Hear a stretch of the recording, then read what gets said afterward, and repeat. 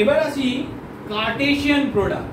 Mathematician Cartesian দুটো সেটের মধ্যে এই রিলেশনটাকে শো করার জন্য প্রোডাক্টিভ সিস্টেমে একটা রিপ্রেজেন্ট করেছিলেন, সেটাকে আমরা বলি কি কার্টেসিয়ান প্রোডাক্ট। তো এই কার্টেসিয়ান প্রোডাক্ট কিরকম ভাবে লেখা হয়েছে? কার্টেসিয়ান প্রোডাক্ট অ্যাকচুয়ালি একটা অর্ডার্ড পেয়ার সিস্টেম। মনে করো এ একটা সেট A, B, B আরেকটা সেট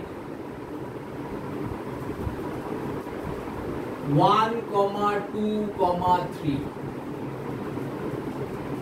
কার্টেসিয়ান ম্যাথমেটিশিয়ান কার্টেসিয়ান বললেন এটাকে যদি প্রোডাক্টিভ সিস্টেমে রিপ্রেজেন্ট করতে হয়, A ক্রস B যদি লিখি তাহলে ইটস এ অর্ডার্ড পেয়ার।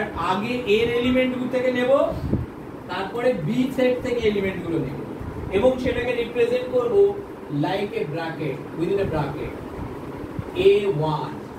এটা একটা এলিমেন্ট অফ দ্য সেট। তারপরে কি হবে? A2, A3, ঠিক? B1, B2, B3। এটা হলো Cartesian product A cross B। তাহলে যদি B ক্রস A লিখতে চাই তাহলে B এর এলিমেন্ট গুলোকে ফার্স্টে লিখতে হবে, মানে 1, B, 2, A, 2, B, 3, A,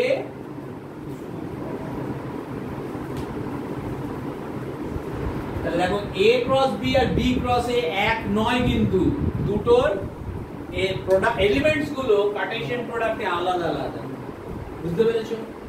তাহলে এবার যদি তোমাকে দেয় A cross B intersection B cross A, এক্ষেত্রে কেউ আছে? এক্ষেত্রে কেউ কমন নেই, তাহলে নাল বা ফাই সেট হলো। এটা তো সেট রিপ্রেজেন্টেশন, তাহলে সেটটা সেক্ষেত্রে নাল হলো। বুঝতে পেরেছো? ক্লিয়ার হয়েছে? এবার কটা এলিমেন্ট আছে এই সেটে? কটা এলিমেন্ট আছে? Product of cardinal number, cardinal number of A2, cardinal number of B3। কারণ এখানে দুটো এলিমেন্ট আছে, এখানে তিনটে এলিমেন্ট আছে, 2 into 3 দেখো 6টাই আছে। এখানেও 6টা এলিমেন্ট আছে, এখানেও 6টা এলিমেন্ট আছে। নাম্বার অফ এলিমেন্ট, তাহলে এই নাম্বার অফ এলিমেন্ট হচ্ছে cardinal number of A cross B equal to cardinal number of B cross A is equal to cardinal number of A into cardinal number of B। বোঝা গেল? Clear সবার কাছে?